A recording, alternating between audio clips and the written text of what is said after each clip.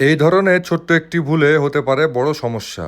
বর্তমানে পাখির ঘরে ঢুকে সকালবেলা আমার সবার প্রথম কাজ হয় আমার পাইনাপেল কনুরকে তার ঘর থেকে বের করা। তারপর আমি আমার হ্যান্ড ফিডে তোলা বাচ্চাগুলোকে সবার প্রথমে হ্যান্ড ফিড করিয়ে দিই। হ্যান্ড ফিড করানো শেষে বাচ্চাগুলোকে তার ঘরে রাখতে আমাকে আমার পাইনাপেল কনুর বলে, এদিকে আসো, একটা সমস্যা হয়েছে। তো তার কথা শুনে আমি ককাটেলের ব্রিডিং বক্স চেক করতেই দেখি নতুন এক সমস্যা। গত 2 দিন আগে আমার এই ককাটেল জোড়ার প্রথম বাচ্চা হেঁচ হয়। প্রথমবার প্যারেন্টস হওয়ার কারণে আমি তাদেরকে ডিস্টার্ব করবো না ভেবে তাদের ডিমে হাত দিই না। তাদের ব্রিডিং ট্রে পরিষ্কার করে না দেওয়ার জন্য যে ফার্স্টের এগশেলটা ছিল সেই এগশেলটা আরেকটা ডিমের সঙ্গে সেট হয়ে যায়। এইভাবে একটা এগশেল আরেকটা এগের উপর চলে আসার জন্য সেই এগটা হেচ হতে পারে না। তাই আমি সেটাকে ভালোভাবে পরিষ্কার করে দিই এবং ডিমগুলোকে চেক করে বক্সে আবার দিয়ে দিই।